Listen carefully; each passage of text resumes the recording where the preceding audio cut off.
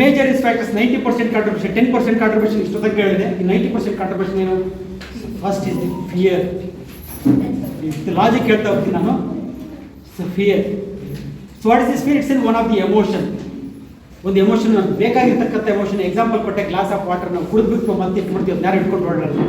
ಯಾಕಂತಂದ್ರೆ that releases hormones. Fear releases hormones. Adrenaline ಅಂತಕ್ಕಂಥ hormone, cortisol ಅಂತಕ್ಕಂಥ ಹಾರ್ಮೋನ್ ರಿಲೀಸ್ ಮಾಡುತ್ತೆ. ಈ ಹಾರ್ಮೋನ್ಸು ನೋಡಿ, ಭಯ ಇದ್ದಾಗ ಹೃದಯ ಬಡಿತ ಜಾಸ್ತಿ ಆಗುತ್ತೆ. ಏನಾರು ಭಯ ಕೊಟ್ಟರು, ಈಗ ಕರೆದ್ಬಿಟ್ಟು ಸ್ಟೇಜ್ ಮೇಲೆ ಮಾತಾಡೋದು ಯಾರು ಕೇಳಿದ್ರೆ ಹಾರ್ಟ್ ಬೀಟ್ ಜಾಸ್ತಿ, 120, 140 ಹಾರ್ಟ್ ಬೀಟ್ ಆಗುತ್ತೆ. ಬೇರೆ ಯಾವುದಕ್ಕೂ ಹಾರ್ಟ್ ಬೀಟ್ ಜಾಸ್ತಿ ಆಗಲ್ಲ. ನೀವು ಖುಷಿಯಾಗಿದ್ದಾಗ ಹಾರ್ಟ್ ಬೀಟ್ ಜಾಸ್ತಿ ಆಗುತ್ತೆ ಇರಲ್ಲ. Only thing that is affecting hour heart is certain emotions like fear and anxiety. So this contributes 30%. ಇದು ಜಾಸ್ತಿ ಆಗ್ತಿದ್ದಾಗ ಹಾರ್ಟ್ ರೇಟ್ ಜಾಸ್ತಿ ಆಗುತ್ತೆ. ಅದರ್ವೈಸ್ ನಾರ್ಮಲ್ ಆಗಿರ್ತದೆ, ಹಾರ್ಟ್ ಅದ್ರ ಪಾಡಿಗೆ ಕೆಲಸ ಮಾಡ್ತದೆ. ನೀವು ಕಮಿಟ್ಮೆಂಟ್ ಮಾಡಿಕೊಂಡು ಫುಲ್ ಬೆಳಗಿಂದ ಸಂಜೆ ತನಕ ನಾನು ಬೈದಲ್ಲೇ ಬದುಕಿದೆ ಅಂತಂದರೆ ಬೆಳಗಿಂದ ರಾತ್ರಿ ತನಕ ಎಮೋಷನ್ಸ್ ಜಾಸ್ತಿ ಆಗಿ ಹಾರ್ಮೋನ್ಸ್ ಜಾಸ್ತಿ ಆಗಿಬಿಟ್ಟು ಏನಾಗುತ್ತೆ, ಹಾರ್ಟ್ ಮೇಲೆ ಕಂಟಿನ್ಯೂಸ್ ಪ್ರೆಷರ್ ಕೊಡ್ತಾ ಇದೆ. So this is contributing 30%. So next is food is contributing 30%. Food ಬಗ್ಗೆ ಅದ್ರ ಬಗ್ಗೆ ಈ ಮೂರು ಬಗ್ಗೆನೂ ನೀಟಾಗಿ ಹೇಳ್ತೀನಿ ನಾನು. First is the fear, second is the food, third thing is the drugs. Drugs ಅಂದರೆ ಮೆಡಿಸಿನ್ಸು. ಡ್ರಗ್ಸ್ ಅಂದರೆ ಆ ಡ್ರಗ್ಸ್ ಅಂತ ನಮ್ಮ ಬುಕ್ಸಲ್ಲಿ ಮೆಡಿಸಿನ್ ನಾವು ಡ್ರಗ್ ಅಂತಲೇ ಮೆನ್ಷನ್ ಮಾಡೋದು. ಬುಕ್ಸಲ್ಲಿ ಟೆಕ್ಸ್ಟ್ ಬುಕ್ಸಲ್ಲಿ ನಮಗೆ ಹೇಳ್ಕೊಡೋದು drugs. Drugs for the treatment of hypertension, drugs for the treatment of diabetes ಅಂತ ಕಾಲ್ ಡ್ರಗ್ಸ್. ಮೆಡಿಸಿನ್ಸ್ ಏನು ಯೂಸ್ ಮಾಡ್ತಿರೋದು call drugs. Means they are not in need of our body. ಯಾವುದಕ್ಕೆ drugs ಅಂತೀವಿ? ನಮ್ಮ ಒಂದು ಅವಶ್ಯಕತೆ ಅಲ್ಲ, ಅದಕ್ಕೋಸ್ಕರ ಅದನ್ನು ಡ್ರಗ್ಸ್ ಅಂತ ಕರೀತೀವಿ. ಭಯ 30% ಕಾಂಟ್ರಿಬ್ಯೂಟ್ ಮಾಡ್ತಾ ಇದೆ. ನೆಕ್ಸ್ಟ್ ಫುಡ್ 30% ಕಾಂಟ್ರಿಬ್ಯೂಟ್ ಮಾಡ್ತಾ ಇದೆ. ಡ್ರಗ್ಸ್ ನಾವು ತಗೊಳ್ತಕ್ಕಂಥ ಒಂದು ಮೆಡಿಸಿನ್ಸ್ ಎಲ್ಲದು ಕೆಮಿಕಲ್ಸ್, ಮೆಡಿಸಿನ್ಸ್ ಅನ್ನೋದಕ್ಕಿಂತ ಕಾಂಟಮಿನ್ಸ್ ಕೆಮಿಕಲ್ಸ್, ದೇ ಆರ್ ಕಾಂಟ್ರಿಬ್ಯೂಟಿಂಗ್ 30%. ಹೇಗೆ ಒಂದೊಂದು ಹೇಗೆ ಕಾಂಟ್ರಿಬ್ಯೂಟ್ ಮಾಡ್ತಾರೆ? ಟೋಟಲ್ ಈ ಮೂರು ಸೇರಿ 90%. ಮೂರೇನಾರಿತ್ತು 90% ನೀವು ರಿಸ್ಕಲ್ಲಿ ಇದೆ. ಅದ್ರ ಜೊತೆಗೆ ಒಂದಿಷ್ಟು ಯಾವ major risk, minor risk factors 100%. First thing is fear, just an emotion. So must needed emotion, you need to have it, but it releases hormones, adrenaline as well as the cortisol. ಭಯ, anxiety ಏನಿದೆಯಲ್ಲ, ಇದು adrenaline ಮತ್ತು cortisol ಅಂತಕ್ಕಂಥ ಹಾರ್ಮೋನ್ನ release ಮಾಡುತ್ತೆ. This directly affect our heart.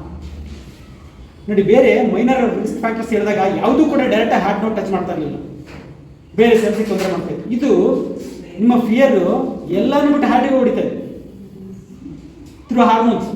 ಬೇರೆ ಎಲ್ಲೂ ಕೊಡ್ತಾ ಇಲ್ಲ, ಅಲ್ಲಿ ಹಾರ್ಟಿಗೆ ಸಮಸ್ಯೆ ಮಾಡ್ತಾ ಇರೋದು. ಮಕ್ಕಳಲ್ಲಿ ಎಲ್ಲಿ ಫಿಯರ್, ಭಯ ಇರಲ್ಲ. ಅದಕ್ಕೆ ಮಕ್ಕಳೆಲ್ಲ ಈ ಚಿಕ್ಕ ವಯಸ್ಸಿನಲ್ಲಿ ಹಾರ್ಟ್ ಅಟ್ಯಾಕ್ ಬಂದಿರ್ಬೋದಾ ಅಂತ ಸಸ್ಪೆಕ್ಟ್ ಮಾಡಿ ನನಗೆ ಇಲ್ಲ. ಈಗ ಮಕ್ಕಳು ಏನಾದ್ರು ಸ್ವಲ್ಪ ಪೇನ್ ಅಂದ್ರೆ ಸಾಕು, ಅದಕ್ಕೂ ಕರ್ಕೊಂಡು ಬರ್ತಾರೆ. ನೋಡಿ ಸರ್, ಹಾರ್ಟ್ ಏನಾದ್ರು ಮತ್ತೆ ಕಾಯಿ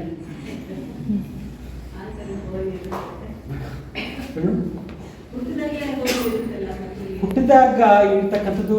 ಈಗ ಅದನ್ನ ಜೆನೆಟಿಕ್ ಅನ್ನೋದೊಂದು ಕನ್ಫ್ಯೂಷನ್ ಇರ್ತದೆ. ನೋಡಿ, ಈಗ ಒಂದು ಮರದಲ್ಲಿ ಒಂದಿಷ್ಟು ಹಣ್ಣುಗಳು ಬಿಡ್ತು ಅಂತಂದರೆ ಎಲ್ಲ ಹಣ್ಣುಗಳು ಚೆನ್ನಾಗಿರಲ್ಲ. ಒಂದು ನೇಚರ್, ಪ್ರಕೃತಿ ನಿಯಮ ಅದು.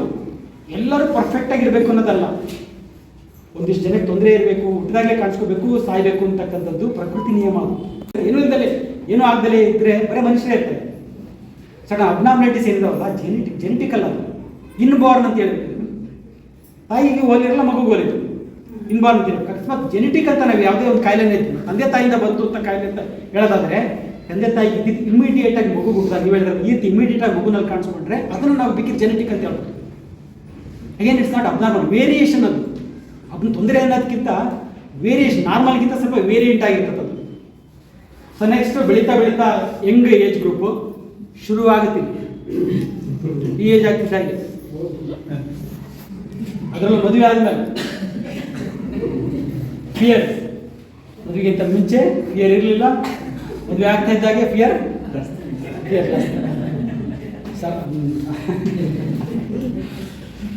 ಕಮಿಟ್ಮೆಂಟ್, ಮ್ಯಾರೇಜ್ ಅನ್ನೋದಕ್ಕಿಂತ, ಹೆಣ್ಣು ಮಕ್ಕಳಿಗೆ ಬೈಕೊಬಿಡಿ, ಮ್ಯಾರೇಜ್ ಅನ್ನೋದಕ್ಕಿಂತ ಕಮಿಟ್ಮೆಂಟ್ ಜಾಸ್ತಿ ಆಗುತ್ತೆ ಆ ಟೈಮ್ನಲ್ಲಿ. ಫ್ಯಾಮಿಲಿ ಕಮಿಟ್ಮೆಂಟು, ಕಾರ್ ತಗೋ, ಮನೆ ತಗೋ, ಅದು ತಗೋ, ಇದು ತಗೋ, ಕಮಿಟ್ಮೆಂಟ್ಸ್, ಕಾಯಿಲೆ ತಗೋ. Indirectly we are taking diseases. By ಮಾಡ್ತೀವಿ ನಾವು, ದುಡ್ಡು ಕೊಟ್ಟು ಬೈ ಮಾಡ್ತೀವಿ ಕಾಯಿಲೆನ. ಅದಕ್ಕೆ ಹೇಳಿದ್ದು ನಾನು, disease is paid, expensive is disease. ಕಾರಲ್ಲಿ ಓಡಾಡ್ತೀವಿ, ಎಕ್ಸ್ಪೆನ್ಸಿವ್ ಕಾರು, ಹೆಲ್ತ್ ಕಾರ್ಡ್ ನೋಡಿ, 1 ಕಿಲೋಮೀಟರ್ ಇದ್ರೂ ಕಾರಲ್ಲಿ ಹೋಗ್ಬೇಕು. ಎಕ್ಸ್ಪೆನ್ಸಿವ್ ಆಗಿರ್ತಕ್ಕಂಥದ್ದು ಕಾಯಿಲೆ ಕೊಡ್ತಾ ಇದೆ. ನಡ್ಕೊಂಡು ಫ್ರೀ ಆಗಿರ್ತಕ್ಕಂಥದ್ದು, ನಡ್ಕೊಂಡು ಹೋಗ್ಬೋದು ಅನ್ನತಕ್ಕಂಥದ್ದು ಫ್ರೀ ಆಗಿದೆ, ಅದು ಆರೋಗ್ಯ ಕೊಡುತ್ತೆ. ಸೆಕೆಂಡ್ ಫ್ರಮ್ ಹಿಯರ್ ಒಂದು ಕಮಿಟ್ಮೆಂಟ್ದು ಫಿಯರ್ ಆದರೆ ಇನ್ನೊಂದು ಏನಿರುತ್ತೆ ಡಿಸೀಸ್ ಫಿಯರ್. 30 ವರ್ಷ ಆಗ್ತಿದ್ದಾಗೆ ಎಲ್ಲರೂ ಟೆಸ್ಟ್ ಮಾಡಿಸ್ಕೋಬೇಕು ನೀವು ಇದೆಯಲ್ವ, ಯಾಕಂದರೆ ಕಾಯಿಲೆ ಸ್ಟಾರ್ಟ್ ಆಗ್ಬಿಡುತ್ತೆ 30 ವರ್ಷ ಅಂದರೆ ಬಿಸ್ನೆಸ್ ಅವ್ರ ಬಿಸ್ನೆಸ್ ಅಲ್ಲಿಂದಾನೇ ಶುರು ಆಗುತ್ತೆ ಸ್ಟಾರ್ಟ್. ಮಕ್ಕಳಿಗೆಲ್ಲ ಮಾಡಿಸಿ ಅನ್ನೋಕ್ಕಾಗಲ್ಲ, ಮಕ್ಕಳಿಗೆ ಶುಗರ್ ಚೆಕ್ ಮಾಡ್ತಾರೆ ಇದು ಮಾಡಿಸಿ ಅಂತ ಅನ್ನೋಕ್ಕಾಗಲ್ಲ, ಯಾಕಂದರೆ ದುಡ್ಡಿರಲ್ಲ, ಮಕ್ಕಳು ದುಡ್ಡು ಕೊಡಲ್ಲ. ಮಗು ಕರೆದ್ಬಿಟ್ಟು ಚೆಕ್ ಮಾಡಿಸ್ಕೊಳಕ್ಕಾಗುತ್ತಾ? ರಸ್ತೆಯಲ್ಲಿ ಓಡಾಡ್ತಿದ್ರೆ ಮಗುನ ಕರೆದ್ಬಿಟ್ಟು ನಾವು ಬ್ಲಡ್ ಟೆಸ್ಟ್ ಮಾಡ್ತೀವಿ, ಶುಗರ್ ಮಾಡ್ತಾರೆ ಇಲ್ಲ ಪಾರ್ಕ್ನಲ್ಲಿ ಮಾಡಲ್ಲ, ಪಾರ್ಕ್ನಲ್ಲಿ ನೋಡ್ತಾರೆ ಕುರಿಗಳು ಕಾಣಬೇಕು, ದುಡಿತಾ ಇರಬೇಕು, ಫಸ್ಟ್ ದುಡಿಮೆ ಇರಬೇಕು, ಒಂದು ದುಡಿಮೆ ಇಲ್ಲ ನಾನು ಚೆಕ್ ಮಾಡಲ್ಲ, ಯಾಕಂದ್ರೆ ಕಾಯಿಲೆ ಕೊಟ್ಕೊಂಡು ಮತ್ತೆ ಬರಬೇಕಲ್ಲ ಟ್ರೀಟ್ಮೆಂಟಿಗೆ. So fear of commitment, fear of disease ಇಲ್ಲಿಂದಲೇ ಶುರುವಾಗ್ತಕ್ಕಂಥದ್ದು. ಕಾಯಿಲೆ ಡಯಾಬಿಟೀಸ್, ಹೈಪರ್ ಟೆನ್ಷನ್ ಬಂದ್ಬಿಡುತ್ತೆ. 30 ವರ್ಷ ಆಯ್ತು ಬಂದ್ಬಿಡುತ್ತೆ. ನಾವು ಅಪ್ಪಂಗೆ ನನಗೆ ಬಂದ್ಬಿಡುತ್ತೆ, ಬಂದು ಅಲ್ಲಿಯೇ ಬಂದ್ಬಿಡುತ್ತೆ. ಸೊ ನೆಕ್ಸ್ಟ್ ಏಜ್ ಆದಮೇಲೆ ಕಮಿಟ್ಮೆಂಟ್ ಕಡಿಮೆ ಆದರೂ fear of disease, fear of death. ಈಗ ನಾನು ಹೋಗ್ಬಿಡ್ತೀನಿ, ವಯಸ್ಸಾಯ್ತು, ನಾನು ಸಾಯ್ತೀನಿ, ನಾವು ಬಾಯಿ ಸ್ಟಾರ್ಟ್ ಆಗ್ತೀನಿ, ಪೇಷನ್ಸ್ ಬರ್ತಾವೆ. ನಾನು ಟು ಬಿ ಫ್ರ್ಯಾಂಕ್ ಪ್ರಾಕ್ಟಿಕಲಾಗಿ ಹೇಳ್ಬೇಕು ಅಂತಂದರೆ ಸಾವಿನ ಭಯ ವಯಸ್ಸಾದ್ಮೇಲೆ ಜಾಸ್ತಿ ಆಗುತ್ತೆ. ಇದ್ರ ಹತ್ರ ಆಗ್ತದೆ ಅಂತಲೇ ಏನೋ ಗೊತ್ತಿಲ್ಲ, ಹೆಂಗಾಗಿರ್ತಕ್ಕಂಥ ತಲೆ ಕೆಡ್ಸ್ಕೊಳ್ಳೋದಿಲ್ಲ. ಒಂದು ಏಜ್ ಆದಮೇಲೆ ಅದ್ರ ಬಗ್ಗೆ ಸ್ವಲ್ಪ ಫಿಯರ್ ಜಾಸ್ತಿ ಆಗುತ್ತೆ. Fear you have to take out. ನೋಡಿ ಎಲ್ಲ ಏಜಲ್ಲೂ ಫಿಯರ್ ಅಂತ. ಬಟ್ ಈಗ ನೋಡಿ ಮಕ್ಕಳಲ್ಲೂ ಕೂಡ ಡಯಾಬಿಟೀಸ್ನ ನೋಡ್ತಾರೆ. ಡಯಾಬಿಟೀಸ್ 1.5 ವರ್ಷ 2 ವರ್ಷ ಮಕ್ಕಳ ಡಯಾಬಿಟೀಸು, ಹಾರ್ಟ್ ಸಮಸ್ಯೆಗಳು ಇನ್ನೂ ಚಿಕ್ಕ ವಯಸ್ಸಿನಲ್ಲಿ ಆಗತಕ್ಕಂಥ ಸಾಧ್ಯತೆ ಅತಿ ಹೆಚ್ಚು. ಯಾಕಂದರೆ ಮಕ್ಕಳಿಗೂ ಕೂಡ ಒಂದು ಫಿಯರ್ ಇದೆ. ಏನು ಫಿಯರ್ ಕೊಟ್ಟರು ಮೇಡಮ್? Education fear start. ಮಕ್ಕಳು ತೊಗೊಂಡಿದ್ದಲ್ಲ ನೀವು ಕೊಟ್ಟಿರೋದು, ಮಕ್ಕಳಿಗೆ ಫಿಯರ್ ಮಾಡ್ತಿದ್ದೀವಿ. ಫಸ್ಟ್ ಬರಬೇಕು ನೋಡಿ, ಫಸ್ಟ್ ಬರಬೇಕು ಸಾಕು. ಇಲ್ಲಿ 100 ಬೇಕು, 99 90 ಎಲ್ಲ ಸಾಕಾಗಲ್ಲ ನಿಮಗೆ. ಸೊ ಇನ್ ಕೇಸ್ ಇನ್ಫ್ಯಾಕ್ಟ್ ಈಗ ಮಕ್ಕಳಲ್ಲೂ ಕೂಡ ಅದು ಕಾಣಿಸ್ಕೊಂಡು 14 ವರ್ಷದ ಮಗುನಲ್ಲಿ ಹಾರ್ಟ್ ಅಟ್ಯಾಕ್ ಆಗ್ತಿರ್ತಂದ್ರೆ this is one of the cause. ಊಟ ಮಾಡಿಸೋದು ಒಂದು, ಊಟ ಮಾಡಬೇಕು ಅನ್ನೋದು ಒಂದು ಭಯ ಇರ್ತದೆ ಮಕ್ಕಳಲ್ಲಿ. ಬೈದು ಹೊಡೆದೊಡ್ದು ತಿನ್ನಲೇಬೇಕು ಒಂದು ಆ ಒಂದು ಭಯ. ಏನಂದ್ರೆ ಎಜುಕೇಷನ್ ಓದಬೇಕು ಅಂತಕ್ಕಂಥ ಒಂದು ಭಯ. ದಟ್ ಈಸ್ ಕಾರಣ ಆಗಿರ್ತಕ್ಕಂಥದ್ದು ಫಿಯರ್. 30% ಕಾಂಟ್ರಿಬ್ಯೂಷನ್ ಯಾವಾಗ ಕಿತ್ತು ಬಿಸಾಕ್ತಿರೋ. ಒಂದು ಕಮಿಟ್ಮೆಂಟನ್ನು ಕಡಿಮೆ ಮಾಡ್ಕೊಳ್ತಾರೆ. ಸಿಂಪಲ್ ಅಲ್ಲೇ ಇದೆ, ಏನೇನು ಅಂತ ಹೇಳ್ತಾರೆ ಅಲ್ಲೇ ನೀವೇ ಮಾಡ್ಕೊಂಡು ಕಮಿಟ್ಮೆಂಟನ್ನು ಆದಷ್ಟು ಕಡಿಮೆ ಮಾಡ್ಕೊಳ್ತಕ್ಕಂಥದ್ದು. ಫಿಯರ್ ಆಫ್ ಡಿಸೀಸ್, ನನಗೆ 30 ವರ್ಷ ಆಯ್ತು, ನನಗೆ ಕಾಯಿಲೆ ಬರುತ್ತೆ, ಅದಾಗುತ್ತೆ ಇದಾಗುತ್ತೆ, ಈ ಒಂದು ಫಿಯರನ್ನು ತೆಗೆದಾಕಬೇಕಾಗ್ತದೆ. ಒಂದು 2 ಕೆಲಸ ಮಾಡಿದರೆ ಸಾಕು, 30% you are safe. Sir 30% safe ಆದರೆ ನೆಕ್ಸ್ಟ್ 30% ಇರ್ತಕ್ಕಂಥ ಫುಡ್. ಸರ್ ಏನಿದು ಫುಡ್ಡೆಲ್ಲ ಬರ್ತದೆ, ಫುಡ್ದು ಏನು ಮಾಡೋಕ್ಕಾಗುತ್ತೆ ನಾವು? ಸರಿ ಫುಡ್ ಹ್ಯಾಬಿಟ್ ಆಗಿದೆ ನಮ್ಮದು. ಫುಡ್ಡಲ್ಲಿ ಏನಿರುತ್ತೆ ಅಂತಂದರೆ ನ್ಯೂಟ್ರಿಯೆಂಟ್ಸ್, ನಾವು ತಿಂತಕ್ಕಂಥ ಆಹಾರದಲ್ಲಿ ಇರ್ತಕ್ಕಂಥದ್ದು ನ್ಯೂಟ್ರಿಯೆಂಟ್ಸ್ ಅಂತ ತೊಗೊಂಡಾಗಿರ್ತಕ್ಕಂಥದ್ದು carbohydrates, proteins, fat, vitamins, minerals ಇಷ್ಟೇ ಇರೋದು. ಇಷ್ಟು ಬಿಟ್ಟು ಏನೂ ಇಲ್ಲ. ಬಂಗಾರ ಬೆಳ್ಳಿ ಯಾವುದಿಲ್ಲ, ಯಾಕಂದರೆ ಯಾವುದೂ ಕೇಳೋದಿಲ್ಲ ಸೇಲ್. ಸೊ ಇಷ್ಟು ಇದೆ ನಮ್ಮ ಲೈಫ್ ಸ್ಟೈಲ್. ಬೆಳಿಗ್ಗೆ bread, coffee, biscuit, next breakfast, lunch, evening snacks, night lunch. ಇಷ್ಟಕ್ಕೆ ಮುಗಿಯಲ್ಲ. ಡ್ರೈ ಫ್ರೂಟ್ಸ್ ತಿನ್ಬೋದಾ ಸರ್ ಅವಾಗ ಅಂತ ಮಧ್ಯೆ ತಿನ್ನೋದೇ ಕೆಲಸ. ನೀವು ಕೆಲವರಿಗೆ ಹೇಳ್ತೀವಿ ಏನು ಕೆಲಸ ಮಾಡ್ತಿದ್ರೆ ಮನೇಲಿ ಹೆಣ್ಮಕ್ಳು ಇರ್ತಾರೆ, ತಪ್ಪು ತಿಳ್ಕೊಬೇಡಿ, ಏನು ಕೆಲಸ ಮಾಡ್ತಿದ್ರೆ ಇಲ್ಲ ಸರ್ ಮನೇಲಿ ತಿನ್ನೋದೇ ಕೆಲಸ ಅಂತ ಮಾಡ್ತಾ ತಿಂತಾರೆ, ಬಾಯಿ ಹಾಕೊಳ್ತಾರೆ. ನೆಕ್ಸ್ಟ್ ಮಧ್ಯೆ ಅವಾಗ ಫ್ರೆಂಡ್ಸ್ ಜೊತೆಗೆ ಹೋಗಿ ಕಾಫಿ ಕುಡಿತಾರೆ. ನೆಕ್ಸ್ಟ್ ಜ್ಯೂಸ್ ಹೆಲ್ತಿ ಜ್ಯೂಸ್ ಕುಡಿತೀವಿ. ಅವಾಗ ಜ್ಯೂಸ್ ಕುಡಿತಾ ಇರ್ತೀವಿ ನಾವು. ಇನ್ನು ಅವಾಗ ಯಾರು ಸಿಕ್ಕರೆ ಒಂದು ಪಾರ್ಟಿಗೆ ಯಾರು ಕರ್ಕೊಂಡು ಹೋದ್ರೆ ಯಾರೋ ದುಡ್ಡು ಕೊಡ್ತಾರೆ ಅಂದ್ರೆ ತಿಂದು ಬಿಡೋದು.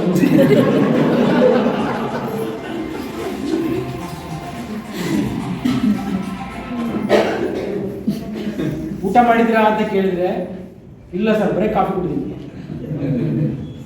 ಕಾಫಿ ಅಂತ ಗೊತ್ತಿರೋದು ನಿಮ್ಮ ಮೈಂಡಿಗೆ, ಒಳಗೋಗಿದ್ದು ನ್ಯೂಟ್ರಿಯೆಂಟ್ಸ್, ಒಳಗೆ ದೇಹಕ್ಕೆ ಏನು ಬಂತು, ಫುಡ್ ಬಂತು. ಟೋಟಲಿ ಸರ್ ನಾವು ನೋಡಿ ಮೂರೇ ಊಟ, ಬ್ರೇಕ್ಫಾಸ್ಟ್ ಊಟ ಅನ್ನಲ್ಲ, ತಿಂಡಿನ ಊಟ ಅನ್ನಲ್ಲ, ಅದು ದಿನಕ್ಕೆ ಎರಡು ಊಟ ಮಾಡೋದು ಅಂತಾರೆ. ಊಟ ಜಾಸ್ತಿ ಇನ್ನು ಆ್ಯಕ್ಚುಲಿ ಎಷ್ಟು ಟೋಟಲ್ ಮಾಡಿ ಇದು 9 ಸಲ ತಿಂದ. ಸೆಲ್ಸಿ ಕೇಳಿದ್ರೆ 9 ಸಲ ತಿಂದ ನಾವು ಅಂತಾರೆ. ನಾವು ಹೇಳೋದು ಎರಡೇ ಸಲ ಊಟ. ಎಷ್ಟು ಸಲ ಸಿಪ್ ಮಾಡ್ತೀವಿ, ಒಂದು ಸಿಪ್ ಏನಾರು ತೊಗೊಳ್ತೀನಿ ಅಂತಂದರೆ ಕಾರ್ಬೋಹೈಡ್ರೇಟ್, ಫುಡ್, ನ್ಯೂಟ್ರಿಯೆಂಟ್. ಸೆಲ್ಸಿಗೆ ಏನು ಗೊತ್ತಾಯ್ತು, ಫುಡ್ ಬಂತು ಅನ್ನೋದು ಅಷ್ಟೇ ಕಾಣ್ತಾ ಇರ್ತದೆ. ಮೆಟಬಲೈಸ್ ಆಗುತ್ತೆ, ನಾವು ತಿನ್ನಂಥ ಆಹಾರ ಎಲ್ಲ ಮೆಟಬಲೈಸ್ ಆಗುತ್ತೆ. ಮೆಟಬಲಿಕ್ ಬೈ ಪ್ರಾಡಕ್ಟ್ಸ್ ಪ್ರೊಡ್ಯೂಸ್ ಆಗುತ್ತೆ. ನೋಡಿ ನಾವು ಕಾರ್ಬೋಹೈಡ್ರೇಟ್, ಗ್ಲೂಕೋಸ್ ತಿಂತೀವಿ. ಏನು ಕಾರ್ಬೋಹೈಡ್ರೇಟ್ ತಿಂತ ಅದು ಗ್ಲೂಕೋಸ್ ಕನ್ವರ್ಟ್ ಆಗುತ್ತೆ. ಗ್ಲೂಕೋಸ್ ಎನರ್ಜಿಗೋಸ್ಕರ ರಿಪ್ಲೇಸ್ ಮಾಡುತ್ತೆ. ಎನರ್ಜಿಗೋಸ್ಕರ ರಿಪ್ಲೇಸ್ ಮಾಡಿ ಕೊನೆಗೆ ಬರ್ತಕ್ಕಂಥ ಫೈನಲ್ ಬೈ ಪ್ರಾಡಕ್ಟ್ ಏನಂತಂದರೆ it's water and carbon dioxide. Water ಅನ್ನೋದು ಎಕ್ಸ್ಕ್ರೀಟ್ ಆಗೋಗುತ್ತೆ, ಕಾರ್ಬನ್ ಡೈಆಕ್ಸೈಡ್ ಇದೆ, ಇಟ್ಸ್ ಎ ವೇಸ್ಟ್ ಪ್ರಾಡಕ್ಟ್, ಅದು ಅವಶ್ಯಕತೆ ಇಲ್ಲ. ಹಾಗೆ ಪ್ರೋಟೀನು ಅಂತ ಬಡ್ಕೊಳ್ತಿರಲ್ಲ, ಪ್ರೋಟೀನ್ ಮೆಟಬಲೈಸ್ ಆಗಿ ಏನಾಗುತ್ತೆ ಅಂದರೆ urea, uric acid and creatine.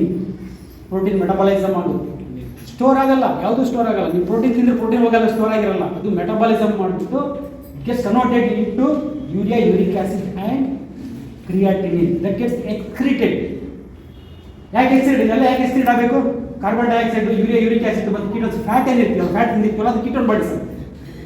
ಇಷ್ಟನ್ನ store ಮಾಡಲ್ಲ, ಇದು ವೇಸ್ಟೇಜ್, ಇದು ಬಾಡಿ ಬೇಡ, ಇದು ಇಟ್ಕೊಳ್ಳಲ್ಲ, ಇದು ಅದಕ್ಕೆ ತಂದು ಬಿಸಾಕುತ್ತೆ, ಹೊರಗಡೆ ಆಗ್ತದೆ.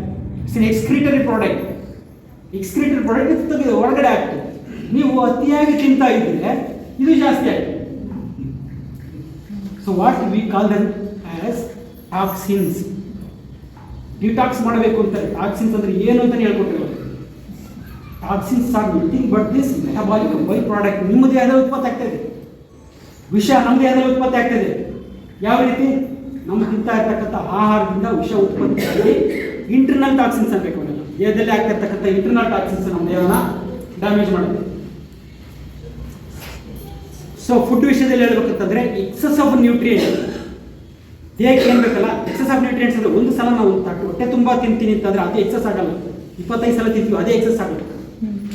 ಸೊ 24 hours ಡ್ಯೂರೇಷನ್ನಲ್ಲಿ ನಾವು ಏನು ಎಕ್ಸಸ್ ನಮ್ಮ ದೇಹಕ್ಕೆ ಅವಶ್ಯಕತೆ ಇದೆ ಅದಕ್ಕಿಂತ ಹೆಚ್ಚಾಗ್ತಿರ್ತಕ್ಕಂಥದ್ದು it produces metabolic by product nothing but the toxins, internal toxins.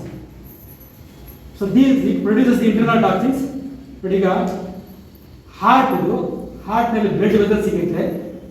Blood ವೆಸಲ್ಸಲ್ಲಿ innermost layer endothelial cells.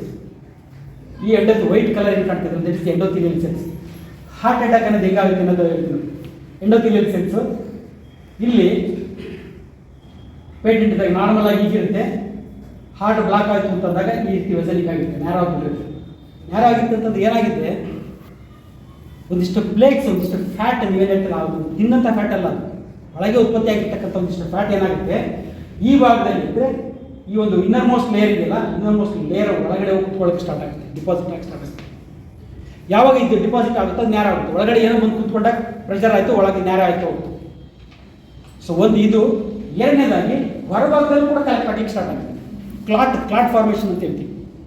ಆ ಕ್ಲಾಟ್ ಫಾರ್ಮೇಷನ್ ಏನಾಗುತ್ತಲ್ಲ ಇದು ಕೂಡ ಬ್ಲಾಕ್ ಆಗುತ್ತೆ. ಒಂದು ಈ ಆಪ್ಷನ್ ಇದೆ, ಸೆಲ್ಲ ಒಳಗಡೆ ಹೋಗಿ ಫ್ಯಾಟ್ ಕೂತ್ಕೊಂಡು ಬ್ಲಾಕ್ ಮಾಡ್ತಕ್ಕಂಥದ್ದು, ಪೈಪನ್ನು ನ್ಯಾರೋ ಮಾಡ್ತಕ್ಕಂಥದ್ದು ಒಂದಾದರೆ, ಇನ್ನೊಂದು ಏನಂತಂದರೆ ಆ ಸೆಲ್ಲಿನ ಹೊರಭಾಗದಲ್ಲೇ ಒಂದಿಷ್ಟು ಕ್ಲಾಟ್ ಕೂತ್ಕೊಂಡ್ಬಿಡುತ್ತೆ, ಒಂದಿಷ್ಟು ಕಲೆಕ್ಟ್ ಆಗಿಬಿಟ್ಟು ಕೂತ್ಕೊಳ್ಳುತ್ತೆ. ಇದು ಕೂಡ ಬ್ಲಾಕ್ ಆಗಿದೆ, ಇದು ಕೂಡ ಬ್ಲಾಕ್ ಆಗಿದೆ.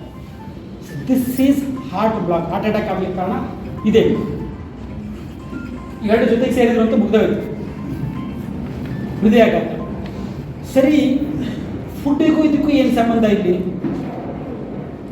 ನಾವಿಲ್ಲೊಂದಿಷ್ಟು ಮೆಟಬಾಲಿಕ್ ಬೈ ಪ್ರಾಡಕ್ಟ್ಸ್ ಏನು ಹೇಳಿದ್ವಲ್ಲ, creatine, urea, uric acid, carbon dioxide, ketone bodies, ಇವೆಲ್ಲ metabolic by products. They are unhealthy. ಅವು ಬಾಡಿಲಿ ಇರಬೇಕಾಗಿರ್ತಕ್ಕಂಥದ್ದಲ್ಲ. ನಾನು ಬೆಳಗಿಂದ ತಿಂತಾನೇ ಇದ್ದಾಗ ಏನಾಗುತ್ತೆ, ಅದು ಸಸ್ಟೇನ್ ಆಗುತ್ತೆ. ಬ್ಲಡ್ಡಲ್ಲಿ ಯಾವುದು ಮೆಟಬಾಲಿಕ್ ಬೈ ಅಂದರೆ ಇಂಟರ್ನಲ್ ಟಾಕ್ಸಿನ್ಸು ಸಸ್ಟೇನ್ ಆಗುತ್ತೆ. ಯಾವಾಗ ಇಂಟರ್ನಲ್ ಟಾಕ್ಸಿನ್ ನಮ್ಮ ದೇಹದಲ್ಲಿ ಸಸ್ಟೇನ್ ಆಗುತ್ತೋ they damages this cells. Inner most layer ಏನು ಹೇಳಿದ ನನಗೆ, ಈ ಒಂದು ಲೇಯರ್ ವೀಕ್ ಆಗುತ್ತೆ. ಜಸ್ಟ್ ಒಂದು ಸಿಂಪಲ್ ಎಕ್ಸಾಂಪಲ್ ಕೊಡ್ತೀನಿ. ಲೈಕ್ ಆರ್ಮಿ ಇದ್ದಾರೆ, ಏನು ಮಾಡ್ತಾರೆ, ಬಾರ್ಡಲ್ಲಿ ನಿಂತ್ಕೊಂಡು ಕಾಯ್ತಾ ಇರ್ತಾರೆ.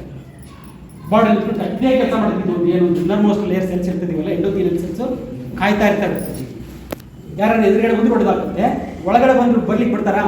ಇಲ್ಲ. That is the work of N army. ಅದೇ ಕೆಲಸ ಈ ಸೆಲ್ಸ್ ಮಾಡ್ತಾ ಇರ್ತಕ್ಕಂಥದ್ದು.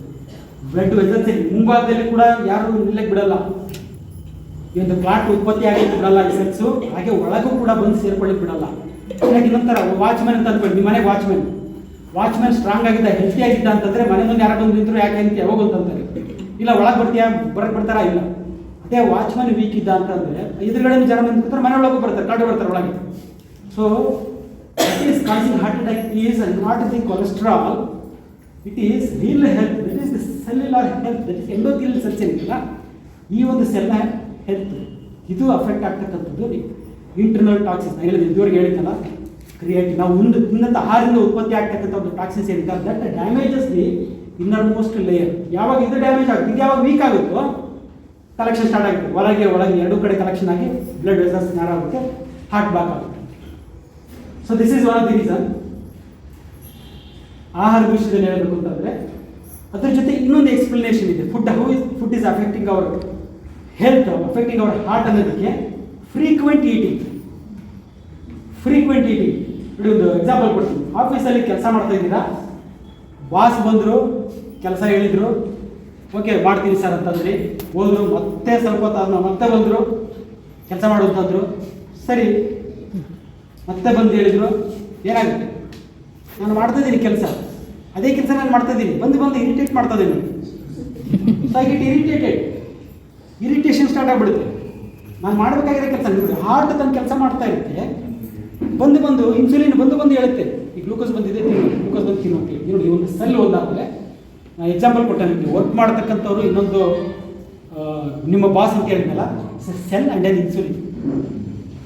ಸೆಲ್ ಆ್ಯಂಡ್ ಇನ್ಸುಲಿನ್ ಆ ರಿಲೇಷನ್ ಇದೆ, ಬೆಸ್ಟ್ ಫ್ರೆಂಡ್ಸು. ಈ ಸೆಲ್ಲು ಇನ್ಸುಲಿನ್ ಮಾತು ಕೇಳುತ್ತೆ.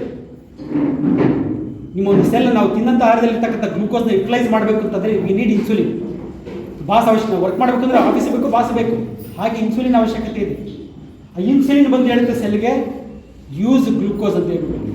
ಓಕೆ, ಒಂದು ಸಲ ಹೇಳಿದ್ರೆ ಸರಿ, ನಾನು 25 ಸಲ ತಿಂದುಬಿಟ್ಟು 25 ಸಲ ಕೂಡ ಸೆಲ್ಗೆ ಇನ್ಸುಲಿನ್ ಹೋಗಿ ಅಂದರೆ ನಾವು ತಿಂದಾಗೆಲ್ಲ ಇನ್ಸುಲಿನ್ ಉತ್ಪತ್ತಿ ಆಗ್ತಾ ಇರ್ತದೆ, ಇನ್ಸುಲಿನ್ ಉತ್ಪತ್ತಿ ಆದಾಗೆಲ್ಲ ಹೋಗ್ಬಿಟ್ಟು ಅದಕ್ಕೆ ಸೆಲ್ಗೆ ಹೇಳುತ್ತೆ. ಅವಾಗೇನಾಗುತ್ತೆ, ನಾನು ಮಾಡೋ ಕೆಲಸ ಮಾಡಲು ಅಥವಾ ಇದು ಡೈಜೆಸ್ಟ್ ಮಾಡ್ತಾ ಕೂತ್ಕೊಳ್ಳೋದು, ಸೆಲ್ಸ್ ಗೆಟ್ ಇರಿಟೇಟೆಡ್. ಅವಾಗ ಈ ರಿಲೇಷನ್, ಈ ಬಾಂಡಿಂಗ್ ಏನಿದೆ ಸೆಲ್ ಮತ್ತು ಇನ್ಸುಲಿನ್ ಮಧ್ಯೆ, ಬೆಸ್ಟ್ ಫ್ರೆಂಡ್ಸ್ ಅವರು, ದಟ್ ಬಾಂಡಿಂಗ್ ಬ್ರೇಕ್ಸ್, ಎನಿಮೀಸ್ ಆಗ್ಬಿಡುತ್ತೆ. ನಾನು ನಿನ್ನ ಮಾತು ಕೇಳಲ್ಲ, ಇನ್ಸುಲಿನ್ ಮಾತು ಕೇಳಲ್ಲ cell, that is called insulin resistance. Diabetes ಅಂತಿರಲ್ಲ, ಎಲ್ಲೂ ಎಕ್ಸ್ಪ್ಲೇಷನ್ ಕೊಟ್ಟಿದೆ, that is because of this only. Cell insulin ಮಾತು ಕೇಳ್ತಾ ಇಲ್ಲ, ನಿಮ್ಮಲ್ಲಿ ಇನ್ಸುಲಿನ್ ಜಾಸ್ತಿ ಇದೆ, ಬಟ್ ಇನ್ಸುಲಿನ್ ಮಾತು ಸೆಲ್ ಕೇಳ್ತಾ ಇಲ್ಲ, that is not able to utilise the blood glucose level rises. This is the actual reason for diabetes. 3 ಸಲ 4 ಸಲ 5-6 ಸಲ ತಿನ್ನೋರು ಬರೆದು ಇಟ್ಕೊಳ್ಳಿ ಬುಕ್ಕಲ್ಲಿ, ಡಯಾಬಿಟೀಸ್ ಮೇಲೆ ಇನ್ಸುಲಿನ್ ರೆಸಿಸ್ಟೆನ್ಸ್ ಅಂತಕ್ಕಂಥದ್ದು 100% ಬರುತ್ತೆ. More frequent eating. ಯಾಕಂದರೆ ಇನ್ಸುಲಿನ್ ಮಾತು ಸೆಲ್ಸ್ ಕೇಳೋದೇ ಇಲ್ಲ. ಸೊ ಇನ್ಸುಲಿನ್ ಮಾತು ಸೆಲ್ಸ್ ಕೇಳಲ್ಲ, ಇನ್ಸುಲಿನ್ ಯೂಸ್ ಮಾಡ್ತಾ ಇಲ್ಲ ಸೆಲ್ಸು, ಇನ್ಸುಲಿನ್ ಕಲೆಕ್ಟ್ ಆಗ್ತಾ ಹೋಗುತ್ತೆ. ಇನ್ಸುಲಿನ್ ಯೂಸೇ ಆಗ್ತಾಯಿಲ್ಲ, ಸೆಲ್ ಯೂಸ್ ಮಾಡ್ತಾ ಇಲ್ಲ, ನಿಮ್ಮ ಮಾತು ನಾನು ಕೇಳಲ್ಲ, ಹೋಗು, ಸುಮ್ಮನೆ ಇನ್ಸುಲಿನ್ ಕಲೆಕ್ಟ್ ಆಗ್ತಾ ಹೋಗುತ್ತೆ. ಯಾವಾಗ when this insulin increases in our blood, you know what is the function of this insulin? This insulin it decreases nitric oxide. ಬ್ಲಡ್ಡಲ್ಲಿ ಇರ್ತಕ್ಕಂಥ ಒಂದು ಇದು ಕೆಮಿಕಲ್ ನೈಟ್ರಿಕ್ ಆಕ್ಸೈಡ್ ಅಂತ ಇರ್ತದೆ. This nitric oxide is a potent vasodilator ಅಂತೀವಿ. ಅಂದರೆ ರಕ್ತನಾಳಗಳನ್ನು, blood ವೆಸಲ್ಸ್ನ ಅಗಲ ಮಾಡಿ ಇಟ್ಕೊಂಡಿರ್ತೀವಿ, ಕೊಲಾಪ್ಸ್ ಆಗಲಿ ಬಿಡೋದು, ಅಗಲ ಮಾಡಿ ಇಟ್ಕೊಂಡಿರ್ತೀವಿ. ಅಂತ ನೈಟ್ರಿಕ್ ಆಕ್ಸೈಡ್ ಅನ್ನೋದು ನಮ್ಮ ಬ್ಲಡ್ಡಲ್ಲಿ ಇರ್ತದೆ ಆಲ್ರೆಡಿ, ಅದನ್ನು ಕಮ್ಮಿ ಮಾಡೋ ಕೆಲಸ ಮಾಡುತ್ತೆ ಯಾವ ಇನ್ಸುಲಿನ್. ಅದರ ಆ್ಯಕ್ಷನ್ ಅದು. ಇದು ಯಾವಾಗ ಜಾಸ್ತಿ ಆಗ್ತದೆ ಇನ್ಸುಲಿನ್ನು, ನೈಟ್ರಿಕ್ ಆಕ್ಸೈಡ್ ಪೂರ್ತಿ ಕಡಿಮೆ ಆಯಿತು, ಬ್ಲಡ್ ವೆಸಲ್ಸ್ ಎಲ್ಲ ಶ್ರಿಂಕ್ ಆಗಲಿಕ್ಕೆ, ಅಗಲ ಆಗಿರ್ಬೇಕಂತ ರಕ್ತನಾಳಗಳು ಶ್ರಿಂಕ್ ಆಗಲಿಕ್ಕೆ ಸ್ಟಾರ್ಟ್ ಆಗುತ್ತೆ. ಸೊ ಒಂದು ಎರಡನೇದಾಗಿ ಇನ್ನೊಂದು ಏನು ಮಾಡ್ತಿತ್ತಂದರೆ, it increases fat. Glucose use ಮಾಡ್ತಾ ಇಲ್ಲ ಸೆಲ್ ಬಂದ್ಬಿಟ್ಟು ಇನ್ಸುಲಿನ್ ಮಾತು ಕೇಳ್ತಾ ಇಲ್ಲ. ಇರೋ ಗ್ಲೂಕೋಸ್ ಏನು ಮಾಡಬೇಕು, ಇನ್ಸುಲಿನ್ ತೊಗೊಂಡೋಗಿ ಅದನ್ನು ಫ್ಯಾಟ್ ಮಾಡ್ತಾ ಇದೆ. ನೋಡೋಣ ಸ್ಟೋರ್ ಮಾಡಿ ಇಟ್ಬಿಡೋಣ ಅಂತೇಳಿ ಫ್ಯಾಟ್ ಮಾಡ್ತಾ ಇದೆ. ಸೊ ಇನ್ಸುಲಿನ್, ಹೈ ಇನ್ಸುಲಿನ್, ಬ್ಲಡ್ಡಲ್ಲಿ ಇನ್ಸುಲಿನ್ ಲೆವೆಲ್ ಜಾಸ್ತಿ ಆಯಿತು ಅಂತಂದರೆ, ಒಂದು ನೈಟ್ರಿಕ್ ಆಕ್ಸೈಡ್ ಲೆವೆಲ್ ಕಮ್ಮಿ ಆಗುತ್ತೆ, ಎರಡನೇದಾಗಿ ಫ್ಯಾಟ್ ಲೆವೆಲ್ ಜಾಸ್ತಿ ಆಗುತ್ತೆ. ನೋಡಿ ಎರಡು ಯಾವ ರೀತಿ ನಮ್ಮ ಹಾರ್ಟ್ ಮೇಲೆ ಎಫೆಕ್ಟ್ ಮಾಡ್ತಾ ಇದೆ ಅಂದರೆ, ನೈಟ್ರಿಕ್ ಆಕ್ಸೈಡ್ ಕಮ್ಮಿ ಆಯಿತು, ತುಂಬಾ ಕಮ್ಮಿ ಆಯಿತು, ವೇಸೋ ಕನ್ಸ್ಟ್ರಿಕ್ಷನ್ ನ್ಯಾರೋ ಆಗ್ಬಿಡ್ತು. ಇಲ್ಲಿ ಬ್ಲಾಕ್ ಇಲ್ಲ, ಇಲ್ಲಿ ಹಾರ್ಟಲ್ಲಿ ನಾನು ಪ್ರೀವಿಯಸ್ ಹೇಳಿದೆ ಅದ್ರಲ್ಲಿ ಬ್ಲಾಕ್ ಇತ್ತು, ಇಲ್ಲಿ ಬ್ಲಾಕ್ ಆಗಲಿಲ್ಲ. ನೈಟ್ರಿಕ್ ಆಕ್ಸೈಡ್ ಕಮ್ಮಿ ಆಗ್ತಿದ್ದಾಗೆ ನ್ಯಾರೋ ಆಯಿತು ಒಂದು. ಎರಡನೇದಾಗಿ ಫ್ಯಾಟ್ ಇನ್ಕ್ರೀಸ್ ಆಗ್ತಾ ಹೋಯ್ತಲ್ಲ, this fat causes inflammation. Fat is one of the inflammatory effect ಇರುತ್ತೆ ಫ್ಯಾಟ್ಗೆ, ಇನ್ಕ್ರೀಸ್ ಇನ್ಫ್ಲಮೇಷನ್. ಸರ್ಚ್ ಮಾಡಿ ನೋಡಿ, ಫ್ಯಾಟ್ ಇಟ್ ಕಾಸಸ್ ಇನ್ಫ್ಲಮೇಷನ್ ಅಂತ ಹೇಳ್ತೀವಿ. ಫ್ಯಾಟ್ ಜಾಸ್ತಿ ಆದಷ್ಟು ಇನ್ಫ್ಲಮೇಟರಿ ರಿಯಾಕ್ಷನ್ ಜಾಸ್ತಿ ಆಗ್ತಾ ಹೋಗ್ತದೆ. ಕನ್ಸ್ಟ್ರಿಕ್ಷನ್ ಆಯಿತು, ರಕ್ತನಾಳಗಳು ಚಿಕ್ಕವಾದವು, ಜೊತೆಗೆ ಇನ್ಫ್ಲಮೇಷನ್ ಆಯಿತು, ಸಡನ್ ಆಗಿ ಹಾರ್ಟ್ ನಿಂತೋಗ್ಬಿಡುತ್ತೆ. ಇಲ್ಲಿ ಬ್ಲಾಕ್ ಇಲ್ಲ ಇಲ್ಲಿ, ಬಟ್ ಹಾರ್ಟು ಕೂಡ ಇರಿಟೇಟ್ ಆಗಿ heart stops, heart failure. Heart ನಿಲ್ಲಕ್ಕೆ ಎರಡು ಕಾರಣ ಹೇಳಿದೆ ನಾನು. ಒಂದು ಬ್ಲಾಕ್ ಆಗ್ತಕ್ಕಂಥದ್ದು, ಇನ್ನರ್ ಲೇಯರ್ ಮತ್ತು ಔಟರ್ ಲೇಯರ್ ಎರಡೂ ಕಡೆ ಅಕ್ಯುಮುಲೇಷನ್ ಆಗಿಬಿಟ್ಟು ಬ್ಲಾಕ್ ಆಯಿತು ಒಂದು. ಎರಡನೇದು ಹಾರ್ಟ್ ಸುಮ್ಮನೆ ನಿಂತೋಯ್ತು. ಸುಮ್ಮನೆ ಯಾಕೆ ನಿಂತೋಯ್ತು ಅಂತಂದರೆ, ನೈಟ್ರಿಕ್ ಆಕ್ಸೈಡ್ ಕಮ್ಮಿ ಆಯಿತು. ನೈಟ್ರಿಕ್ ಆಕ್ಸೈಡ್ ಕಮ್ಮಿ ಆಗಿದ್ದರಿಂದ ಕನ್ಸ್ಟ್ರಿಕ್ಷನ್ ಆಯಿತು. ಫುಲ್ ಬ್ಲಾಕ್ ಆಗಲಿಲ್ಲ, ಕನ್ಸ್ಟ್ರಿಕ್ಷನ್ ನ್ಯಾರೋ ಆಯ್ತಲ್ಲ, ನ್ಯಾರೋ ಆಯಿತು, ಜೊತೆಗೆ ಇನ್ಫ್ಲಮೇಷನ್, ಫ್ಯಾಟ್ ಜಾಸ್ತಿ, ಇನ್ಫ್ಲಮೇಷನ್ ಕೂಡ ಜಾಸ್ತಿ ಇತ್ತು. ಹಾರ್ಟ್ ಸಾಕ್ಬಿಡ್ತು, ಸುಮ್ಮನೆ ಕೆಲಸ ನಿಲ್ಲಿಸಿ ಕಾಲೇಜ್ ಹಾರ್ಟ್ ಫೇಲ್ಯೂರ್. ನೋಡಿ, ಫುಡ್ ಆಹಾರದಲ್ಲಿ ಎರಡೂ ರೀತಿ ತೊಂದರೆ ಮಾಡ್ತೀವಿ. ಒಂದು quantity doesn't matter, it is A frequency that matter. ಅದಕ್ಕೆ ಸರ್ ಕಾಫಿ ಟೀ ಕುಡಿಬಾರ್ದ, ಅದು ಮಾಡಬಾರ್ದು, ಇದು ಮಾಡೋದು, ಏನು ಬೇಕು ಎಲ್ಲ ಕುಡಿರಿ, ಎಲ್ಲ ತಿನ್ನಿರಿ, ಒಂದು ಸಲ ಕುಡಿ. ಮತ್ತೆ ಗ್ಯಾಪ್ ಮಾಡಿ ಇದು ಯು ಶುಡ್ ಹ್ಯಾವ್ ಕ್ರೇವಿಂಗ್. ಸೆಲ್ಸಿಗೆ ಬೇಕು ಗ್ಲೂಕೋಸ್ ಅಂತ ಅನಿಸ್ಬೇಕು. ಐತೆ ಅಂತ ಕುಡಿಯೋದು, ಅವ್ರು ತಿಂತಾರೆ ಅಂತ ಕುಡಿಯೋದು, ಅವ್ರು ಕುಡಿತಾರೆ ಅಂತ ಕುಡಿಯೋದು. ಬರ್ಡನ್ ಮಾಡ್ತಿದ್ದೀವಿ ಹಾರ್ಟ್ ಮೇಲೆ ಇದ್ರ ಮೇಲೆಲ್ಲ. ಟೈಮು ಅಲಾರಾಮ್ ಇಟ್ಕೊಂಡ್ಬಿಡ್ತೀವಿ, 9 ಗಂಟೆ ಆಯಿತು ತಿಂಡಿ ತಿನ್ನೋದು. ಹಶು ಆಗಿರ್ಬೇಕು ಆಗಿಲ್ವೋ ಅದಂತ ರೂಟೀನ್ ಥರ ಮಾಡ್ಕೊಂಡ್ಬಿಟ್ಟಿದ್ದೀವಿ. ಒಂದೊಂದ್ಸಲ ತಿನ್ನಬೇಕು ಅಂತಕ್ಕಂಥದ್ದು. That is what causing, that is food. ನೋಡಿ, ಸೆಕೆಂಡ್ ಮೇಜರ್ ಫ್ಯಾಕ್ಟರ್ ಹಾರ್ಟ್ ಅಟ್ಯಾಕ್ಗೆ ಕಾರಣ ಅಂತಂದರೆ ಫುಡ್. ಇಲ್ಲಿ ಕರೆಕ್ಷನ್ ಮಾಡ್ಕೊಳ್ಳಿ. ಸರಿ, ಯಾವ ರೀತಿ ಕರೆಕ್ಷನ್ ಮಾಡಬೇಕು? ಹಶುವಾದಾಗ ತಿನ್ನಬೇಕು, ಹಶುವಾದ ತನಕ ಕಾಯಬೇಕು. ಹಶುವಾದಾಗ ತಿನ್ನಬೇಕು ಅಂತಂದ್ರೆ ದಿನಕ್ಕೆ 10 ಸಲ ಹಶುವಾಗ ತಿನ್ನಬೇಡ. ಅದು ಸೈಕಾಲಜಿಕಲ್ ಹಂಗರ್, ಮಾನಸಿಕ ಕಾಯಿಲೆ. ಅದೊಂಥರ ಮಾನಸಿಕ ಕಾಯಿಲೆ. ತಿನ್ನಬೇಕು ಅನ್ನತಕ್ಕಂಥದ್ದು ಮಾನಸಿಕ ಕಾಯಿಲೆ. ಅಲಾರಾಮ್ ಇಟ್ಕೊಂಡು ಬೆಳಿಗ್ಗೆ 7 ಗಂಟೆಗೆ ನಾನು ಕಾಫಿ ಕುಡಿಬೇಕು, ಕುಡಿಲಿಲ್ಲ ಅಂದ್ರೆ ಹೆಂಗೆಂಗೋ ಆಗುತ್ತೆ. ಸೆಲ್ಲಲ್ಲ, ಸೈಕಾಲಜಿಕಲ್. ಅದನ್ನ ಚೇಂಜ್ ಮಾಡಿ. ಕಾಫಿ ಕುಡಿಬೇಡಿ, ಸ್ವೀಟ್ ತಿನ್ನಬೇಡಿ, ಯಾವುದಿಲ್ಲ. ನೋಡಿ, ಸ್ವೀಟು ಗ್ಲೂಕೋಸ್ ಅದು ತುಂಬ ಅವಶ್ಯಕತೆ ಇರ್ತಕ್ಕಂಥದ್ದು. ಡಯಾಬಿಟಿಸ್ ಪೇಷಂಟ್ಸಿಗೆ ಕಾರ್ಬೋಹೈಡ್ರೇಟ್ ತಿನ್ನಬೇಡಿ. ಕಾರ್ಬೋಹೈಡ್ರೇಟ್ ಬೇಕು, ಕಾರ್ಬೋಹೈಡ್ರೇಟ್ ಇದ್ರೆ ಬದುಕಲಿಕ್ಕೆ ಆಗಲ್ಲ. ಬಟ್ ತಿಂತಕ್ಕಂಥ ರೀತಿ ಸರಿ ಇಲ್ಲ. 25 ಸಲ ತಿಂದು ಸೆಲ್ಸಿಗೆ ರೆಸಿಸ್ಟೆನ್ಸ್ ಜಾಸ್ತಿ ಮಾಡ್ತೀವಿ. So what we are suppose to do? Not more than 2 meals a day. ಬೇಕಾದ ತಿನ್ನಿ. ಪೇಷಂಟ್ಸಿಗೆ ಕೇಳ್ತಾ ಇದ್ದೀವಿ, ತುಂಬ ತಲೆ ತಿಂದ ಇದೆ, ಬೇಕಾದ್ರೆ ಮಣ್ಣು ತಿನ್ನಿರಿ, ಒಂದಿಷ್ಟು ಏನು ತೊಂದರೆ ಇಲ್ಲ. ಬಟ್ 2 ಸಲ ಸರ್ ಮಿಷನ್ ಕುಡೀರಿ, ಬೇಕಿರೋ ಅದಕ್ಕೆ ಕುಡಿಬೇಕು. ಅದಕ್ಕೆ ಯಾವಾಗ ಬೇಕು ಅವಾಗ ಕುಡಿ, ಅಶ್ವಾದಕ್ಕೆ ಕುಡಿಬೇಕು. ಅಷ್ಟರ ಮಟ್ಟಿಗೆ we need to train our body. Just simple thing ನೋಡಿ, ನನಗೆ ಯಾವುದೇ ರೆಸ್ಟ್ರಿಕ್ಷನ್ಸ್ ಇಲ್ಲ. ಅದು ತಿನ್ಬೇಡ್ರಿ, ಮಾವಿನ ತಿನ್ಬೇಡ್ರಿ, ಅದು ತಿನ್ಬೇಡ್ರಿ, ಎಂಥದ್ದು ಇಲ್ಲ. ತುಪ್ಪ ತಿನ್ಬೇಕಾದ್ರೆ ತಿನ್ನಿರಿ. It's all the need of our body, all the nutrients our body needs. But we don't know. ಪ್ರಾಣಿಗಳು ಸುಮ್ಮನೆ ಬೇಕಾಬಿಟ್ಟು ಸುಮ್ಮನೆ ತಿಂತಾನೆ ಇರೋದ್ರಿಂದ ನೋಡಲ್ಲ ನಾವು. ಬಟ್ ಹಸುಗಳು ತಿಂತವೆ. ಇದೊಂದು ಯಾರೋ ಎಕ್ಸಾಂಪಲ್ ಕೇಳಿದ್ರು, ಸರ್ ನನ್ನ ಹತ್ತಿರ ಮತ್ತು ಹಸು ಬೆಳಗಿಂದ ಸಾಯಂಕಾಲ ತಕ್ಕಂತಿರ್ತದೆ. ಹಸು ಓಡಾಡ್ಕೊಂಡು ಬಿಸಿಲು ಓಡಾಡ್ಕೊಂಡು ತಿಂತಿರ್ತದೆ. ನೀವು ಊಟ ತೊಗೊಂಡಂಗೆ ಓಡಾಡ್ಕೊಂಡು ತಿಂದ್ರೆ ಏನಾಗುತ್ತೆ? ಅದಕ್ಕೆ ನೋಡಿ, ಈಗಿನ ಜನ್ರೇಷನ್ ಹಸುಗಳು ಮನೇಲಿ ಕಟ್ಟಾಕಿಬಿಟ್ಟು ಹುಲ್ಲಾಗ್ತಾರಲ್ಲ, ಹಾರ್ಟ್ ಅಟ್ಯಾಕ್ ಆಗ್ತದೆ ಅಂತ ಹಸುಗಳು. Dying because of heart attack. Simple thing, ಫುಡ್ಡಲ್ಲಿ ಕರೆಕ್ಷನ್ ಮಾಡಿದರೆ ಹಾರ್ಟ್ ಅಟ್ಯಾಕ್ನ ಪ್ರಿವೆಂಟ್ ಮಾಡ್ಬೋದು. ಫಿಯರನ್ನು ಅವಾಯ್ಡ್ ಮಾಡಿದರೆ, ಕಂಟ್ರೋಲ್ ಮಾಡಿ, ಅವಾಯ್ಡ್ ಮಾಡಿಬಿಡ್ರಿ. ಫಿಯರ್ ಬೇಕು, ನಾಳೆ ಫಿಯರ್ ಬೇಕು, ಭಯದೆಲ್ಲ ಬದುಕಲಿಕ್ಕೆ ಆಗುತ್ತೆ. ಬಟ್ ಅದನ್ನು ನಾವು ಅನವಶ್ಯಕವಾದ ಒಂದು ಭಯನ ಕಂಟ್ರೋಲ್ ಮಾಡಿದರೆ 30%, ಅಲ್ಲಿ 30% ಅವಾಯ್ಡ್ ಆಯಿತು. ಫುಡ್ಡಲ್ಲಿ ದಿನಕ್ಕೆ 2 ಊಟ, ಹಶು ಅಂತ ದಿನಕ್ಕೆ 2 ಸಲ ಆಗೋದು. ಮಧ್ಯೆ ಆಗ್ತಕ್ಕಂಥದ್ದೆಲ್ಲ ಏನು ಮಾನಸಿಕ ಹಶು, ದೈಹಿಕವಾಗಿ ಹಶು ಅಂತ ಬರೋದು 2 ಸಲ. ಅದಕ್ಕೆ ಕನ್ನಡದಲ್ಲಿ ಗಾದೆನೇ ಇದೆ ಅಲ್ವಾ? 1 ಸಲ ಉಂಡೋನು ಯೋಗಿ, 2 ಸಲ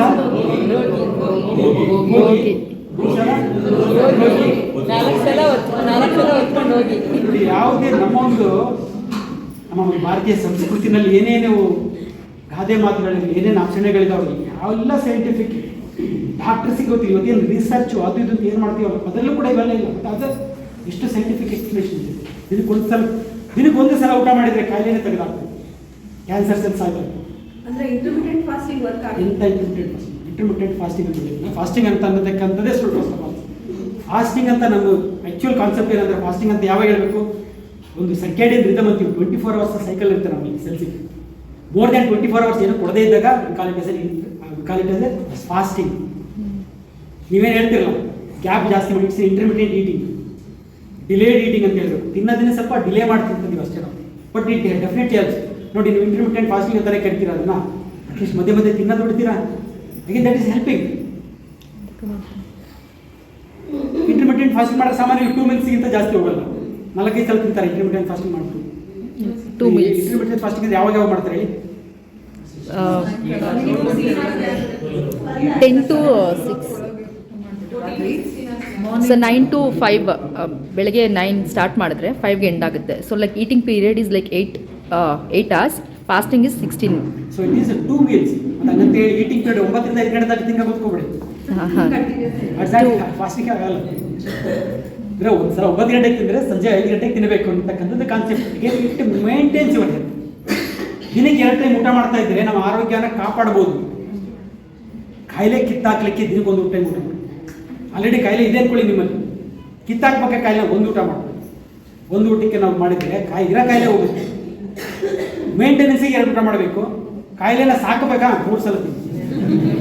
ಡಾಕ್ಟ್ರನ್ನ ಸಾಕಬೇಕಾ 4 ಸಲ ತಿನ್ನಿ. ಡಾಕ್ಟರ್ ಫ್ಯಾಮಿಲಿ, ಅವ್ರ ಮಕ್ಕಳು ಮೊಮ್ಮಕ್ಕಳು ಎಲ್ಲರೂ ಸಾಕ್ಬೋದು. So food is the second major factor is contributing, that is 30%. ಅಲ್ಲಿ ಕರೆಕ್ಷನ್ ಆಗಬೇಕಾಗಿದ್ದು ಎರಡೇ. ಒಂದೇ ಒಂದು ಕರೆಕ್ಷನ್, ಒಂದೇ ಎರಡು ಕೂಡ ಅಲ್ಲ, ಒಂದೇ ಒಂದು ಏನಂತಂದರೆ ಇನ್ ಬಿಟ್ವೀನ್ ಏನು ಈಟಿಂಗ್ ಇದೆಯಲ್ಲ ಅದನ್ನು ಅವಾಯ್ಡ್ ಮಾಡಿ. ಕಾಫಿ ಟೀ ಅಲ್ಲ, ಇಟ್ಸ್ ಎ ಮೀಲ್ ಓನ್ಲಿ. ಅದು ಮೀಲ್ ಅಂದರೆ ಒಂದು ಸಲ ಕಾಫಿ ಕುಡಿದ್ರೆ, 4 ಸಲ ಕಾಫಿ ಕುಡಿದ್ರೆ 4 ಸಲ ಊಟ ಮಾಡ್ದಂಗೆ ಲೆಕ್ಕ ದೇಹಕ್ಕೆ. ನೀವು ಅನ್ಕೋತೀರ ಕಾಫಿನ ಊಟ ಮಾಡಿಲ್ಲ, ಬರೀ ಕಾಫಿ ಕುಡಿದ್ರೆ, ಬಟ್ ದೇಹಕ್ಕೆ ಸೆಲ್ಯುಲರ್ ಲೆವೆಲಲ್ಲಿ ನಾವು ನೋಡ್ತೀವಿ, ಸೆಲ್ ಲೆವೆಲಲ್ಲಿ ವಿಚಾರ ಮಾಡಬೇಕು. ಸೆಲ್ಸ್ ಏನು ಹೇಳುತ್ತೆ, ಇಲ್ಲ ನ್ಯೂಟ್ರಿಷನ್ ಮತ್ತು ಊಟ ಬಂತು ಅಂತ ಕೆಲಸ ಸ್ಟಾರ್ಟ್ ಮಾಡೋದು. ಸೊ 2 meals a day ಮಾಡಿಕೊಂಡ್ರೆ definitely you can prevent this heart attack by 30%. Next third is drugs. Drugs ಅಂದರೆ nothing but the chemicals. Sir chemicals ಅಂದರೆ ಏನೇನು, ಯಾವ್ಯಾವುದು ಕೆಮಿಕಲ್ಸ್ ಆಗುತ್ತೆ? There nothing but the external toxins. Toxins ಅಂತ ಮಾತಾಡಿದಾಗ ನಾವು 2 toxins ಇರುತ್ತೆ. ಒಂದು internal toxins which are produced with in our body from the food what we eat. External toxins ಹೊರಗಡೆಯಿಂದ ಬರ್ತಕ್ಕಂಥ ಟಾಕ್ಸಿನ್ಸ್ ಇದಾವಲ್ಲ, ನಮಗೆ ಬೇಡದೇ ಇರ್ತಕ್ಕಂಥದ್ದು. ನ್ಯೂಟ್ರಿಯೆಂಟ್ಸ್ ಅಲ್ಲಿ ಕಾರ್ಬೋಹೈಡ್ರೇಟ್, ಪ್ರೋಟೀನ್, ಫ್ಯಾಟಿ, ವಿಟಮಿನ್ಸ್ ಇಷ್ಟೆಲ್ಲ ಬಂತು, ಇದೆಲ್ಲ ಅವಶ್ಯಕತೆ ಇರ್ತಕ್ಕಂಥದ್ದು. ಅಲ್ಲದೆ ಏನೇ ಕೊಟ್ಟರು ಕೂಡ ಇಟ್ಸ್ ಎ ಟಾಕ್ಸಿನ್. ಇಷ್ಟು ಬಿಟ್ಟು ನೀವು ಏನೇ ಕೊಡಿ it's a toxin. That's we call it as external toxin. It's a chemical. Sir ಜ್ವರಕ್ಕೆ ಡೋಲೋ ಮಾತ್ರ ತೊಗೊತೀನಿ, ಸೆಲ್ ಯಾವ ಥರ ಡೋಲೋ ಮಾತ್ರ ಕೇಳುತ್ತಾ, ದಿನ ಕೊಡಪ್ಪ ಮಾತ್ರ ಇಲ್ಲ. ಬದುಕಕ್ಕೆ ಸೆಲ್ಗೆ ಕೆಮಿಕಲ್ ಅವಶ್ಯಕತೆ ಇಲ್ಲ. So there are the external toxins. External toxins ಅಂದ್ರೆ ಯಾವ್ದಾದ್ರು ಬರುತ್ತೆ? ಮೆಡಿಸಿನ್ಸ್. ಒಂದನೇದಾಗಿ medicines not in need of cell. Doctor ಅವಶ್ಯಕತೆ, ನಿಮ್ಮ ಅವಶ್ಯಕತೆಗಿಂತ ಜಾಸ್ತಿ ಡಾಕ್ಟರ್ ಅವಶ್ಯಕತೆ ಒಂದು. ಎರಡನೇದಾಗಿ ಇಂಜೆಕ್ಷನ್ಸು, ಅದು ಕೂಡ ಇಟ್ಸ್ ಎ ಕೆಮಿಕಲ್. ಟ್ಯಾಬ್ಲೆಟ್ಸ್ ಆಯಿತು, ಇಂಜೆಕ್ಷನ್ಸ್ ಅದು ಕೂಡ ಕೆಮಿಕಲ್ ಆಯಿತು. Next vaccines, it's a chemical. It's a dead virus still stabilising agent ಅಂತ ಹೇಳ್ಬಿಟ್ಟು it's a chemical. Lead, mercury ಎಲ್ಲ ಆಡ್ ಮಾಡಿದ್ರು. It's a chemical. Again it is not in need of a cell. Then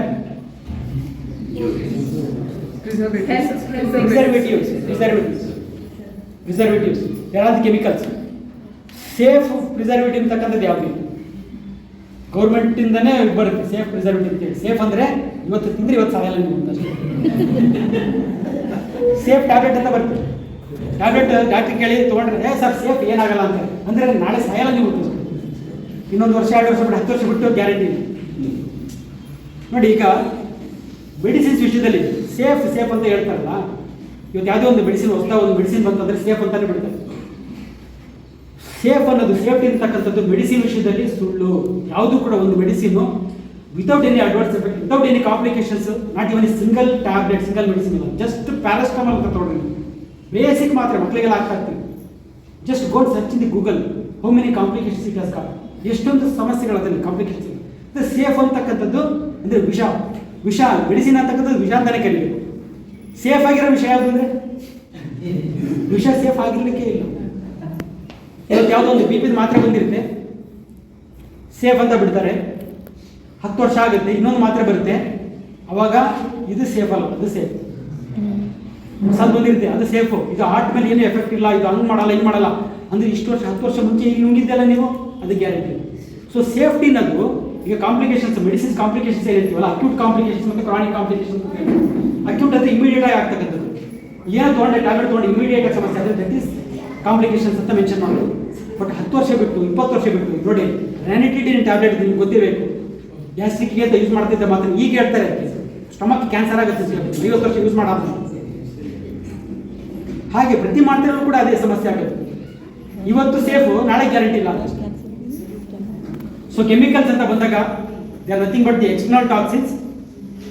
toxins ಅಂದೆ ನಾನು, internal toxin ಯಾವ ರೀತಿ ತೊಂದರೆ ಮಾಡುತ್ತಲ್ಲ, external toxins ಅದೇ ರೀತಿ ಅಂದರೆ ಏನು ಮಾಡುತ್ತೆ, ವೆಸಲ್ಸ್ ಅಲ್ಲಿ ಎಂಡೋಥೆಲಿಯಲ್ ಸೆಲ್ಸ್ ಇನ್ನರ್ ಲೇಯರ್ ಏನಿತ್ತಲ್ಲ, ಈ ಕೆಮಿಕಲ್ಸ್ ಅವಶ್ಯಕತೆ ಇಲ್ಲ, ಹೋಗ್ಬಿಟ್ಟು ಅದನ್ನು ಡ್ಯಾಮೇಜ್ ಮಾಡುತ್ತೆ. ಈಗೇನು ಡ್ಯಾಮೇಜ್ ಮಾಡಿದಾಗ inside as well as outside accumulation, plaque formation ಅಂತ ಹೇಳ್ತೀವಲ್ಲ, ಅದಾಗುತ್ತೆ. ಯಾವುದರಿಂದ ಟಾಕ್ಸಿನ್ಸ್, ಈ ಕೆಮಿಕಲ್ಸ್ ಇದೆ. ಈ ಕೆಮಿಕಲ್ಸ್ ಅವಶ್ಯಕತೆ ಇರಲಿಲ್ಲ, ಹೋದ್ರು ಅದು ಸೆಲ್ಸ್ನ ಡ್ಯಾಮೇಜ್ ಮಾಡುತ್ತೆ. ಸೆಲ್ಸ್ ಯಾವಾಗ ಡ್ಯಾಮೇಜ್ ಆಯಿತು, ಈಗೇನು ಫ್ಯಾಟ್ ಅಕ್ಯುಮುಲೇಷನ್, ಹೊರಗಡೆ ಸೆಲ್ ವೆಸಲ್ ಅನ್ನು ಒಳಗೆ ಮತ್ತು ಹೊರಭಾಗದಲ್ಲಿ 2 ಕಡೆ ಕಲೆಕ್ಷನ್ ಸ್ಟಾರ್ಟ್ ಆಗುತ್ತೆ. ನೋಡಿ ವ್ಯಾಕ್ಸಿನ್ ಕೂಡ ಯಾವುದು ಕೆಮಿಕಲ್, ಜನರಲ್ ವ್ಯಾಕ್ಸಿನ್ ಅಂತ ಹೇಳ್ತಿಲ್ಲ, ಭಯಪಡಬೇಡ್ರಿ. ಎಲ್ಲ ಟೋಟಲಿ ಜನರಲ್ ಆಗಿ ಕೆಮಿಕಲನ್ನು ಅವಾಯ್ಡ್ ಮಾಡಿ.